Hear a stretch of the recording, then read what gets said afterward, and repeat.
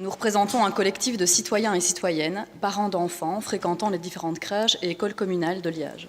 Nous tenons tout d'abord à remercier tout le travail de qualité et d'accueil qu'exercent quotidiennement les puériculteurs et puéricultrices, instituteurs et institutrices et toutes les personnes qui impulsent de la bienveillance et qui aident nos enfants à grandir. Dès l'arrivée des barquettes en plastique à usage unique contenant les repas des enfants dans les crèches communales, certains parents ainsi que des conseillers communaux ont interpellé les responsables. Le 16 novembre, M. Léchevin-Stassard assurait qu'il allait suspendre le nouveau système de barquettes. Puis, étonnamment, nous avons reçu un courrier justificatif de Mme Neuforge et M. Stassard qui se voulait dédramatisant, mais au contenu insatisfaisant. C'est pourquoi nous avons lancé une pétition sur Internet. Elle s'intitule « Une alimentation saine pour nos enfants ». À ce jour, nous avons récolté plus de 2000 signatures. Les demandes formulées dans la pétition sont les suivantes. Un arrêt rapide du tout récent passage au conditionnement alimentaire en barquettes plastiques individuelles à usage unique dans les crèches liégeoises. La réouverture des cuisines dans les crèches fermées il y a quelques années à peine. Un approvisionnement d'aliments locaux et bio pour ces mêmes cuisines et pour celles des cantines scolaires. Bref, juste le bon sens pour contrer l'aberration de la logique actuelle, totalement inacceptable, développée par Isocel et soutenue par la majorité communale. L'arrivée de ces barquettes représente le point culminant d'une cuisine de collectivité, basée certes sur l'hygiène, mais se préoccupant peu de 3 aspects. Donc, tout d'abord, l'aspect sanitaire. Les médecins contactés depuis le début de notre action, notamment le docteur Anne-Simone Parent, pédiatre endocrinologue, et le docteur Bernard Gendrin, endocrinologue au CHU de Liège, nous soutiennent et nous mettent en garde. Lors du réchauffage de repas dans du plastique, il y a un transfert de perturbateurs endocriniens majeurs, délétères pour l'enfant en développement. Cette contamination est décuplée par l'utilisation du micro-ondes. Même si les barquettes respectent des normes européennes tolérées, les médecins soulignent la perversité de l'effet cocktail, qui est provoqué par la répétition quotidienne de l'exposition à de multiples substances nocives pour l'organisme, et les médecins évoquent le principe de précaution à prendre avec de jeunes enfants. De plus, si on s'intéresse à une simple chimie de l'alimentation, on découvre une autre réalité, tout à fait méconnue du grand public. Les aliments glucidiques réchauffés au micro-ondes, après avoir été cuits dans de l'eau, par exemple des pâtes, vont, par la vibration moléculaire qu'ils subissent, voire déstructurer leur composition glucidique, et donc ils deviennent des sucres rapides. En clair, au niveau nutritionnel, le féculent est alors annihilé.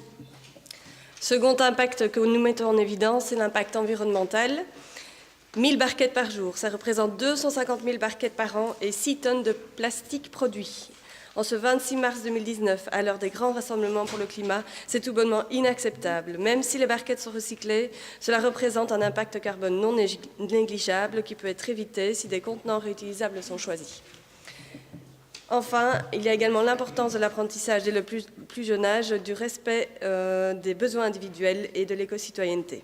Comme nous le faisait remarquer une puéricultrice d'une crèche, on n'est pas dans un fast-food ici. Donc, nous demandons à court terme que soient utilisés des contenants réutilisables dans une matière qui ne laisse passer aucune substance dans la nourriture, de quelque nature que ce soit. Cette solution est d'ailleurs fortement recommandée par l'ONE. À moyen terme, remettre en fonctionnement les cuisines au sein des crèches et écoles offrirait de multiples avantages. D'abord, la création d'emplois non délocalisables, et c'est dire si notre ville en a besoin. Une cuisine de proximité à travers laquelle les enfants et les cuisiniers et cuisinières peuvent se rencontrer, adapter les quantités en fonction des enfants et réduire le gaspillage. Une souplesse permettant d'utiliser des ingrédients de producteurs locaux et bio, n'étant pas forcément congelés, comme c'est le cas actuellement, et l'éviction des problématiques de transport, chaîne du froid, ainsi que les multiples chauffages, réchauffages au micro-ondes qui sont inhérents au fonctionnement actuel. Depuis le lancement de notre pétition, les déclarations de bonnes intentions de la part des politiques à la presse n'ont pas manqué, mais si les actes ne suivent pas, cela s'apparente à du greenwashing. Chers élus, il faut vous réveiller là. Prenez conscience de l'urgence dans laquelle nous nous trouvons. La situation est tellement évidente. Nous avons reçu des signes de soutien de la part de nombreuses personnes qui siègent dans l'opposition, mais chose encore plus absurde, de la part de plusieurs élus de la majorité qui préfèrent rester dans l'anonymat. Encore une preuve de l'hypocrisie générale dont nous nous moquons, puisque nous ne sommes que de simples citoyens, donc on est tenu de respecter aucun accord de mauvaise foi que ce soit. Est-ce que vous trouvez normal de faire des promesses et puis de ne pas y donner suite ?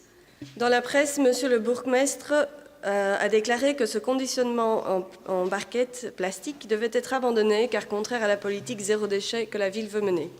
De plus, le Conseil communal a voté, pas plus tard qu'hier, à l'unanimité, une motion zéro plastique dans les services communaux. Tout ça, c'est très bien. Mais n'oublions pas qu'il y a 1 an était signée par le Conseil communal également une motion pour réduire les perturbateurs endocriniens dans le secteur de la petite enfance. Et 6 mois plus tard apparaissaient les barquettes. Alors, c'est bien l'émotion, mais nous voulons des actes. Dire que bio et local ne sont pas compatibles avec la restauration collective, c'est faux. Dire que ce n'est pas financièrement viable, c'est faux. Et se retrancher derrière les normes de l'AFSCA, c'est également insuffisant. On vous a apporté ici un petit dossier que nous avons composé avec des initiatives qui ont lieu en France, à Mouansartou, Paris, Strasbourg, et même en Belgique, à Schaerbeek, où 100% de la nourriture en crèche est bio. Donc, Monsieur Stassard, vous pourrez en prendre connaissance et vous y lirez, par exemple, comment, en proposant un menu végétarien par semaine et en réduisant le gaspillage alimentaire, on va compenser l'éventuel surcoût du bio. Il faut savoir pourquoi on fait les choses. À partir du moment où on prend conscience qu'on agit pour la santé de nos enfants et le respect de l'environnement, l'objectif est assez clair et il paraît prioritaire et même très urgent. Et après, tout le reste est extrêmement simple. Les solutions, on les trouve.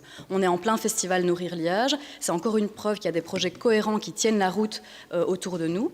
Nous, on va rentrer chez nous, on va prendre soin de nos enfants. À vous de jouer. Continuez sur votre lancée. Nous resterons attentifs au suivi que vous donnerez à notre action. Retenez que nous sommes tous concernés par cette problématique, que ce n'est pas qu'un lointain fait divers ou un sujet un peu encombrant pour les élus pointés du doigt qu'on va régler en votant une motion. Non, c'est vraiment une illustration parlante des enjeux auxquels notre société doit faire face. Nous n'avons plus le choix. Et si l'arbitrage de ces questions devait être amené à un seul enjeu budgétaire, nous restons convaincus qu'il est plus économique de bien nourrir aujourd'hui que de bien soigner demain. Merci beaucoup. Je vous remercie.